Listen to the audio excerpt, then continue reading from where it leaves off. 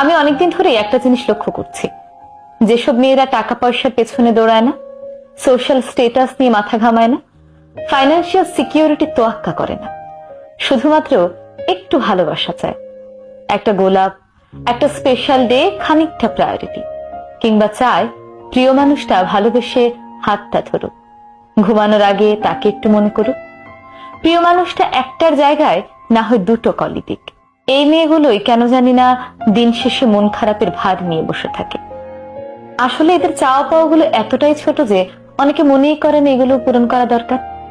ভালোবাসাই তো, ভালোবাসলে একটু ঠিকঠাক মতো বাসুন না। এই মেয়েগুলো তো আপনার জায়গা জমি নিয়ে টানাটানি করছে না, তাই না? খানিকটা ভালোবাসা যাচ্ছে।